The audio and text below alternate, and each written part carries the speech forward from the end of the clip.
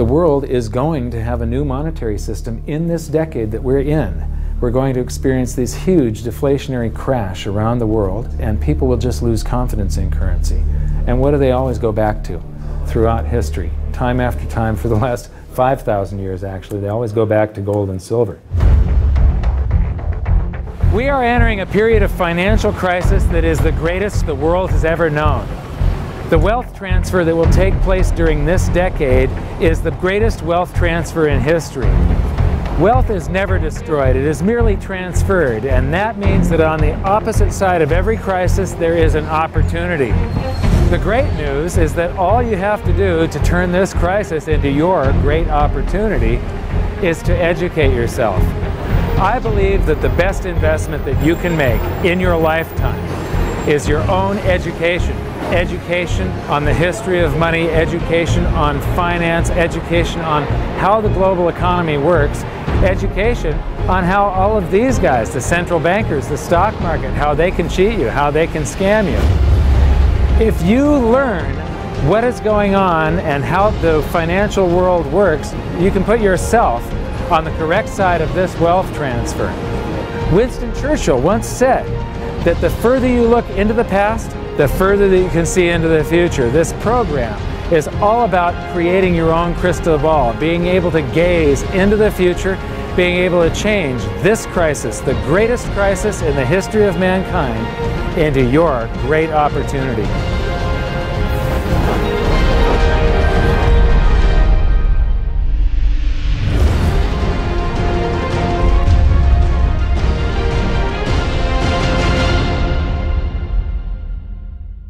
So it all started back in 1999 when my sister and I hired a financial planner to help my mother with her assets, and we gave him control of the family's assets, and in the next year and a half he lost 50% of what she had. You know, he would come to us every 6 months, we'd have a meeting, and he'd have this smile on his face, just ear-to-ear smile, going, "We did really well. The S&P lost 24% and you only lost 18." And so I fired him and I moved all of her assets to cash, and I dove into studying the financial markets, which led me into studying the economy. And when you start reading about the global economy, the people that are concerned with trade deficits and budget deficits, it's the hard money advocates, the gold community. And once I started reading them, they also write about monetary history, and then I really fell in love. Because monetary history just repeats and repeats over and over again, echoing all the way back to the beginnings of civilization.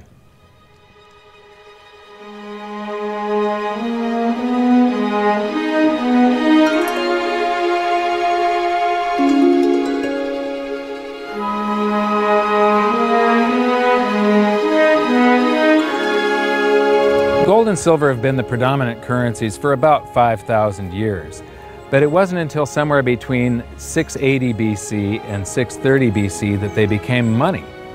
That's when they were minted into coins of equal weights somewhere in Lydia, where each coin was the same size and had the same weight. This made them interchangeable. It's called fungible. At that point, they became useful as a unit of account, a measurement. You could price a good or a service in those gold or silver coins in a certain number of them. And it was always the same for anybody whenever they were buying that good or service. But it wasn't until they made their way to the world's first free market society, the prototype of democracy, the cradle of civilization, Athens, that they exploded in use. Suddenly, money found its natural home, the free markets. Athens was the first society to have a working tax system and free markets. This enabled them to rise to the pinnacle of civilization. Their prosperity allowed them to create great works of art and achieve a level of architecture and engineering that the world had not yet seen. Here we are 2,500 years later, and people are still in awe of their achievements. It was truly a fantastic period in human history, and the Athens star shone brightly for many years. So this begs the question, what went wrong? How did such a great and powerful civilization fall? The answer lies in the same pattern that we see throughout history: too much greed and too much war. It was when the Athenians got involved in the Peloponnesian Wars, a war with Sparta, that their monetary problems began. First, they lost access to their gold and silver mines. They were also paying armies that were on foot, and they were miles and miles away from Athens. So as they pay their armies to buy goods and services from the local populations, a deflation occurs in Athens because they're sending all of their coinage out of the city. Then they started debasing their coinage to pay for the war. If you take in 1,000 coins in taxes, and then you melt those down, those gold coins, and you mix 50% copper into your gold, now you can mint 2,000 coins. So if you take in only 1,000 coins, but you spend 2,000 coins, what is that called? That is deficit spending. Athens began to do that during this war with Sparta. They also had these great public works, which were very expensive, and they finished the Temple of Athena Nike during the truce in the middle. There was a 6-year truce in the middle of this 27-year war. So they didn't stop their great public works and allow their market economy to heal from the expense of this war. As they debased their coinage, people would take the new debased coins at face value at first, until there were a whole bunch of those. And there's something called Gresham's Law, where people tend to save to keep the thing that's rare, and they spend the thing that's common into circulation first. So all of the gold and silver coins started to disappear from circulation and become quite rare, and it was just these copper coins. Suddenly, it took a whole bunch of copper coins to buy a gold or silver coin, one of those old gold or silver coins. This is the first time that gold or silver ever had a price. Before that, everything was measured in a weight of gold and silver. So a large factor in Athens' downfall was the expense of war, the expansion of empire, the debasement of their currency, the eventual inflation that was caused. You know, they minted these coins until they became nothing but flecks of copper. This was actually the world's first hyperinflation. And what it did was it financially debilitated Athens to the point where in 404 BC they surrendered to Sparta. And eventually they became nothing but a satellite of Rome. The thing that amazes me is how history just keeps on repeating and repeating and repeating, and we never learn from all of our stupid mistakes. We just repeat the same stupid mistakes over and over and over again. Today we are doing the same thing that the Athenians did that caused the loss of their great culture.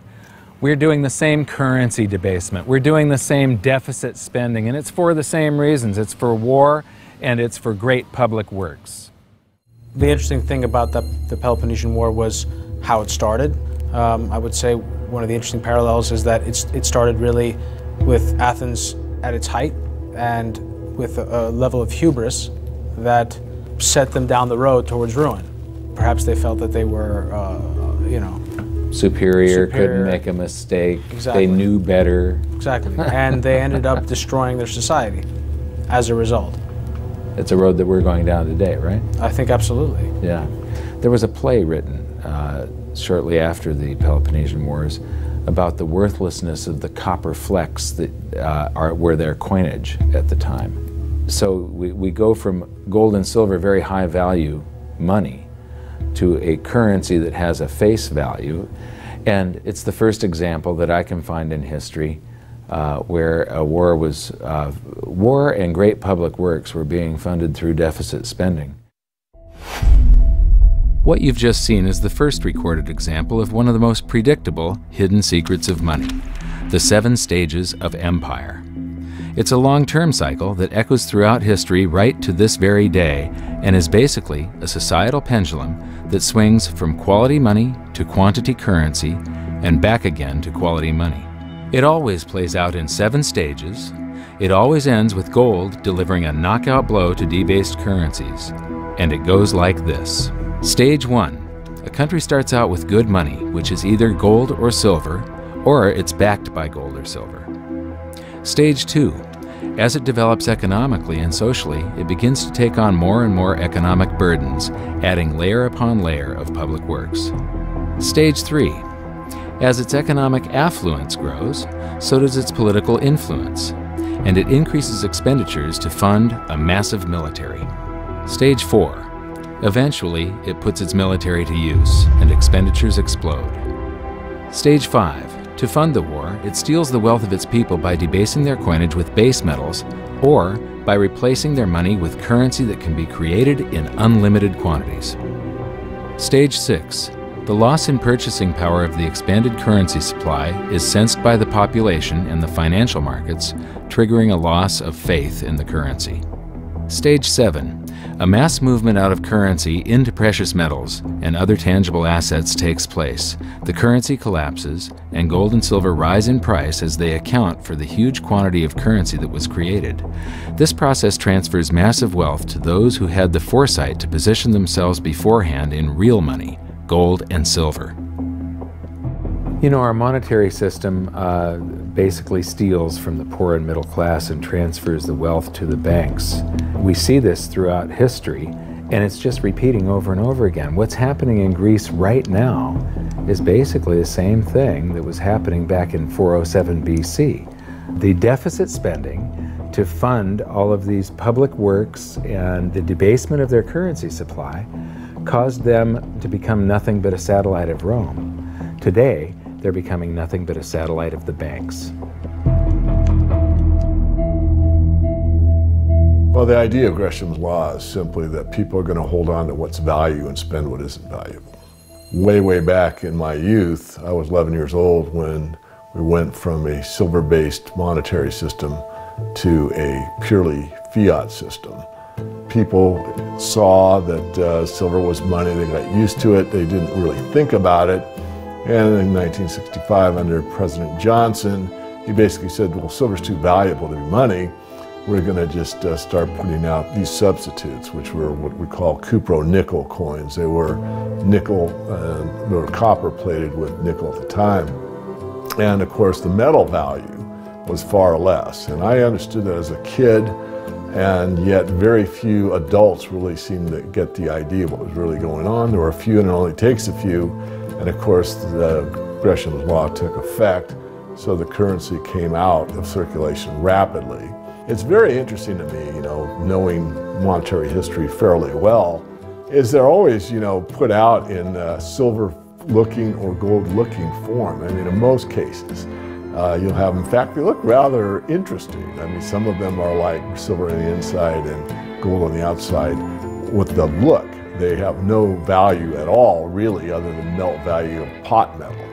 To me, it's sort of at a subconscious level. Why are they making them gold-colored? Why are they making them silver-colored? I think there's an inherent knowledge in the human species that knows that gold and silver have value. So if they look in their pocket and they see something gold-colored or silver-colored, it gives them kind of a warm, fuzzy feeling. And it's like, oh yeah, you know, but there's no value in these coins, really.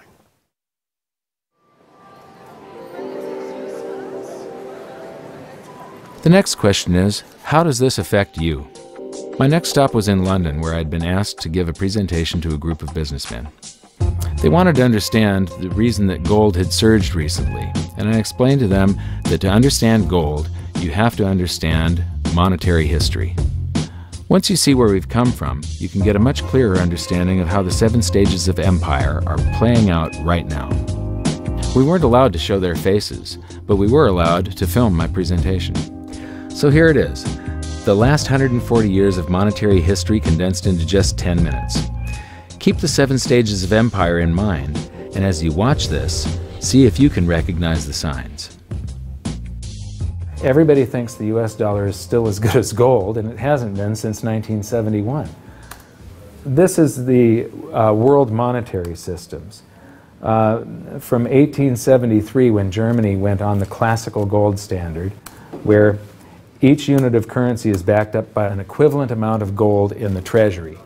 In the United States, $20 bill, $20 gold piece in the vaults. Go into any bank, slap down your currency, which was a receipt for money, a claim check on money, ask for your money, gold and silver, and they would give it to you. So this shows this is currency, this is money. Otherwise, there was no reason for any government to store gold in their vaults and then print this currency that was backed by gold. This is what gives confidence in that, and it gives governments the ability to start this scam in the first place, where they print these receipts for gold, and then they can print more of them than gold that exists. And that happened when we got to World War I, and all the combatants stopped redemption rights. You could no longer go in the bank and trade your pounds, lira, marks, francs, no longer redeemable in gold, and they lit up the printing presses and started printing like crazy. Then between the wars, they went on something called the gold exchange standard, where currencies would be backed partially by gold. So in the United States, under the Federal Reserve Act of 1913, the Federal Reserve was allowed to put $50 worth of claim checks on gold, currency in circulation, backed up by only $20 worth of gold. So it was a 40% reserve ratio. For every $20 gold piece in the vault, they could put $50 in circulation. We're the dollars of the nation on parade. We're the biggest batch of dollars ever made. Oh, we used to march by millions, but now we march by billions, and maybe we'll be trillions for your dead. We're the dollars. Then we get to 1944. Now, during both wars, Europe paid the U.S. with gold. During World War I, the U.S. didn't get into the war until the very end of it. We didn't really have troops on the ground here in any quantity until the last 6 months of the war. So for the first 4 years or so, we're selling you, you take all of your young men off of the farms and turn them into soldiers. You take your factories that make toasters and they start making machine guns. Your factories that made cars are now building tanks. And so you turn your economy toward war, and all of your consumer goods and your grains had to be imported from the United States, and you paid us with gold. Then in World War II, Hitler starts saber rattling in 1936, annexes Austria in 1938, invades Poland in 1939. Pearl Harbor wasn't until the end of 1941. We didn't have troops on the ground until, I believe, August of 1942. So again, there's like 6 years where you're paying us with your gold and we're selling you stuff. This is where Americans have this myth that war is good for the economy. War is good for the economy if you're not in it and you're selling them the tools of the trade. Yes, America's national income gets bigger and bigger. In 1943, it was $142 billion. That was double the 1939 figure, triple the figure for 1933. But by the end of World War II, the U.S. had 2/3 of all the world's monetary gold, the central bank gold, and the rest of the world had to share the other third, and Europe had none. So the world monetary system was no longer going to work. It would collapse. But we had made all these loans of dollars to Europe, so Europe was flooded with dollars. And so representatives from around the world met at Bretton Woods, New Hampshire in 1944. They came up with a new world monetary system called the Bretton Woods system, where every currency on the planet, with the exception of just a few, they would be backed by the US dollar, and the US dollar would then be backed by gold at $35 per ounce. This gave confidence to all currencies. So this gave the world stability, and it pegged all the world's currencies to each other through the dollar to gold. So there was no such thing as the Forex. Currencies didn't float. The exchange rates were fixed year after year, and this helped to make world trade boom. Then the dollar standard starts because we kept on printing dollars. Under the Bretton Woods system, there was no reserve ratio established where the US actually had to have a certain amount of gold for how many dollars we created. So we had done a bunch of deficit spending for Korea, for Vietnam, for Johnson's Great Society, and expanded the currency supply, the amount of paper dollars in circulation, and exported them all over the world. And then in the 60s, Charles de Gaulle, president of France, realizes that we don't have the gold to back up the dollars. Le fait que beaucoup d'États acceptent par principe des dollars au même titre que de l'or entraîne les Américains à s'endetter, et à s'endetter gratuitement vis-à-vis de l'étranger, car ce qu'ils lui doivent, ils le lui payent avec des dollars qu'il ne tient qu'à eux d'émettre. Nous estimons nécessaire que les échanges internationaux soient établis comme c'était le cas avant les grands malheurs du monde, sur une base monétaire indiscutable et qui ne porte la marque d'aucun pays en particulier. Quelle base? En vérité, on ne voit pas qu'il puisse y avoir réellement de critères, d'étalons autres que l'or. And he starts asking, France asks for their gold and trades in the dollars. And at that point, other countries saw this and start jumping on board. And the US lost 50% of its gold from 1959 to 1971. But we still had, in 71, about 12 times more dollars that we had created than there was gold. And this run on the bank, basically, the US now being the bank, this is a giant worldwide bank run, because the US, for the second time, had committed a fraud and created more receipts for gold than there was gold. It's that simple. And then finally, the markets sort of sensed this.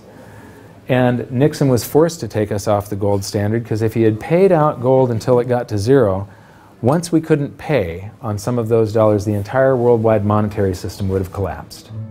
I have directed Secretary Connally to suspend temporarily the convertibility of the dollar into gold or other reserve assets, except in amounts and conditions determined to be in the interest of monetary stability and in the best interest of the United States.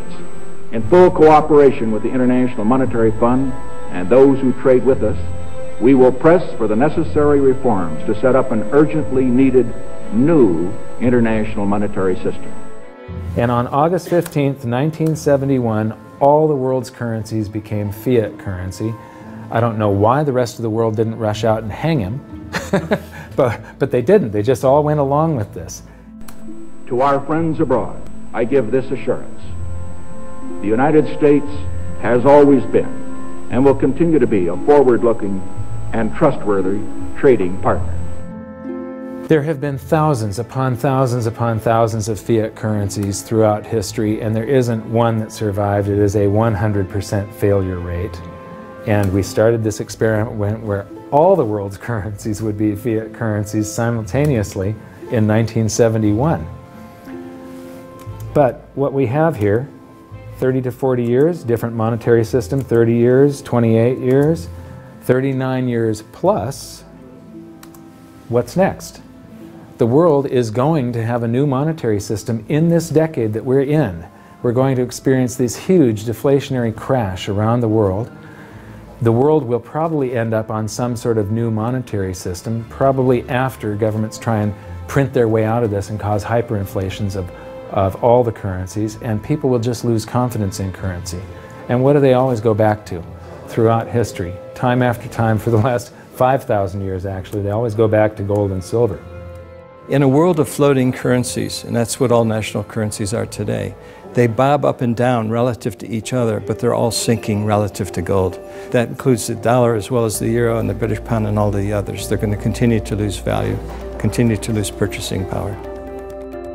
Personally, I don't think there's any way of avoiding what is coming. There's no way to fix it right now. There's only a way to either let it wipe you out or to benefit from it.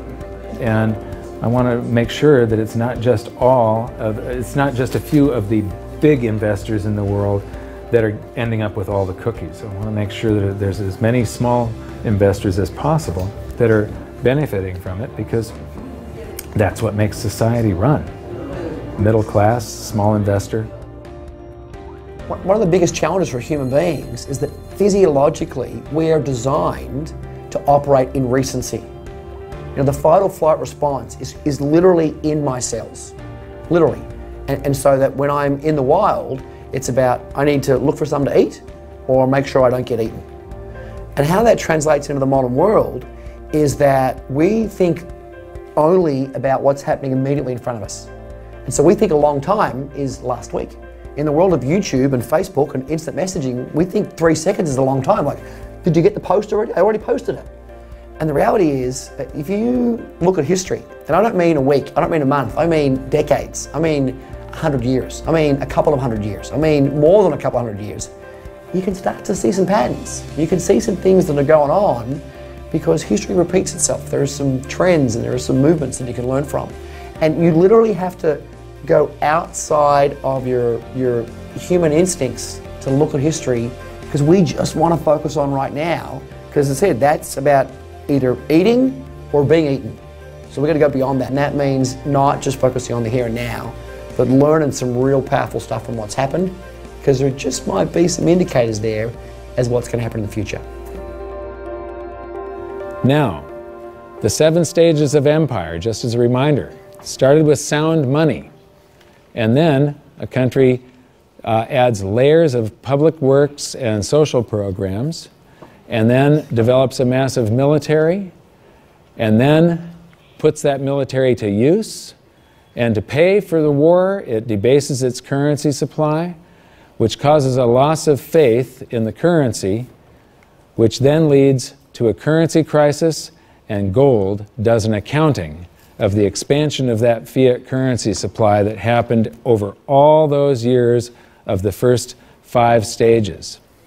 We are in the 6th and beginning the 7th stage. Gold started the accounting in the year 2001. It was $250 then, but we're still in the very early stages of this. Well, that's right. I think one of the problems with gold is people just don't understand it. I mean, for one thing, it's sort of been banished from the curriculum for 35 years. We have going on 2 generations of academics and scholars who have never studied gold.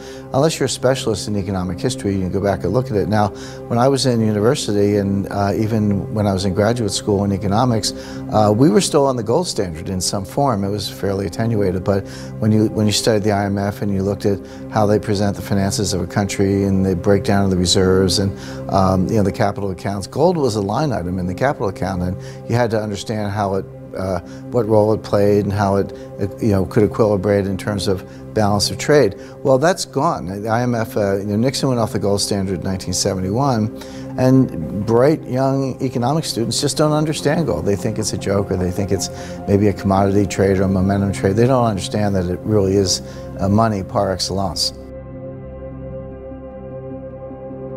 So now we've learned that money was born in roughly 630 BC when it became fungible. It was free markets and sound money that led to Athens' great prosperity. But debasement of their money for deficit spending on war and public works played a large role in their demise. Over the past 140 years, we've debased our own currencies to the point where 2 generations of scholars don't even understand gold. We learned about Gresham's law and that bad money drives out good. In recent history, there has been a new monetary system roughly every 40 years. And we've learned that we are in the 6th stage of the 7 stages of empire. So that's it for this episode. Join us next time when we learn more about the chaotic state of the US dollar standard and how it's going to affect you no matter where you live on the planet. When I wrote my book, I said that we're coming into an era that is going to be the greatest wealth transfer in the history of mankind. Therefore, it's the greatest opportunity in the history of mankind. I've made it my mission to help as many people as possible get through this crisis and to come out on the best side of the wealth transfer. I've just finished filming an exclusive presentation titled How the 7th Stage Will Unfold, where I detail what I'm doing personally to prepare for a range of scenarios. It's available at hiddensecretsofmoney.com as part of your free information toolkit. So my challenge to you for this episode is to try and find a single example in all of monetary history of a crisis that was brought on by too much deficit spending, too much debt, and too much currency debasement being solved by more deficit spending, more debt, and more currency debasement. Until then, good luck, and I'll see you at the bonus presentation at hiddensecretsofmoney.com. Thanks.